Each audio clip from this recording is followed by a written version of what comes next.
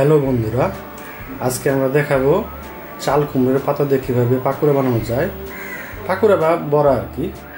তো আপনারা এখানে দেখতে পাচ্ছেন চাল কুমড়োর পাতা আছে।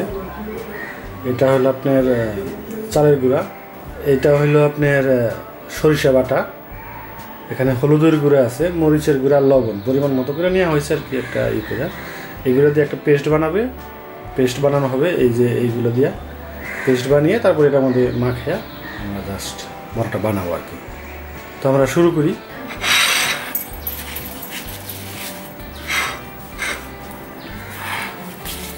চাল কুমড়োর পাতা আর কি, খসখসা টাইপের, এটা করলে ভালোই লাগে, খারাপ লাগে। সরষেটা পুরো পাতার মধ্যে লাগিয়ে দেবো এক সাইডে।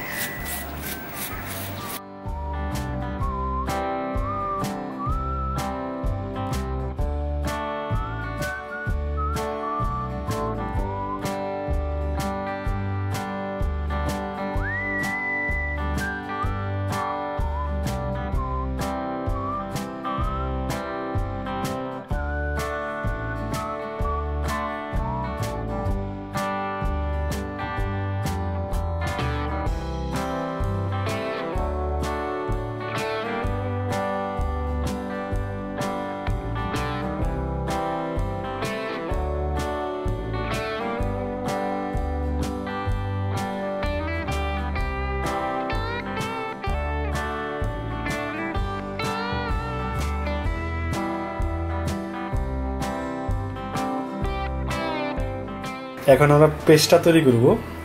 তো দেখতে পাচ্ছেন, ঠিক আছে, দাও। হ্যাঁ, এটা হলো চালের গুঁড়া, 1 কাপ চালের গুঁড়া, আর পরিমাণ মতো লবণ, মরিচ আর হলুদের গুঁড়া। লবণ বেশি লাগার সমস্যা, বেশি দেওয়া যাবে না।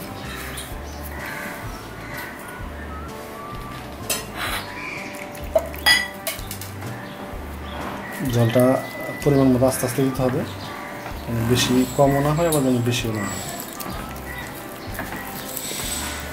আস্তে আস্তে দিকে দেখেন কীভাবে দিচ্ছি।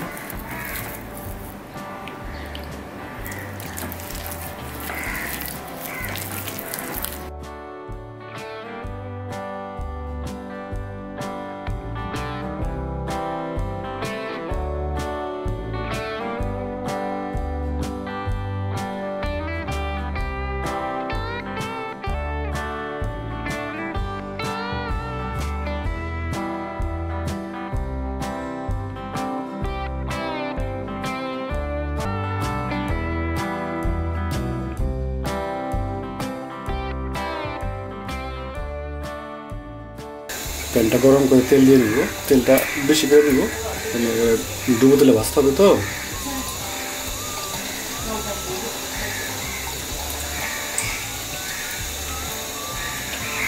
শুধু এই পেস্টের মধ্যে এটা ডুবে দিবে, ওখানে দিয়ে দিবে, শেষ। তেলটা গরম না হলে দিয়ে না, তেলটা গরম হলে করে দিবে।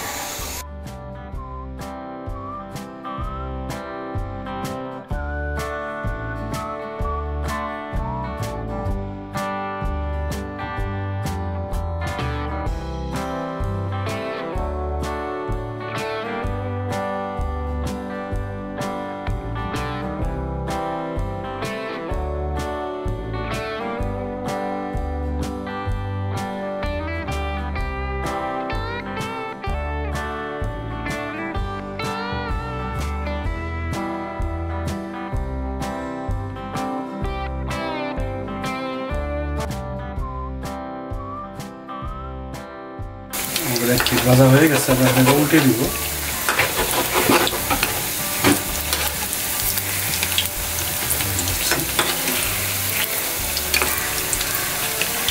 ভালো করে ভেজে নেবেন, সুন্দর করে, একটু লালচে লালচে ভাবেন, তখন নামিয়ে ফেলবেন।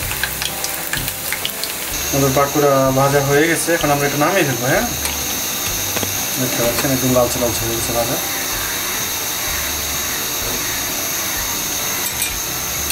মানে গরম ভাতের সাথে খাইতে খুব মজা লাগবে, খুব মশমশা। চালের গুঁড়া ইউজ করলে মশমশা হয় আর কি।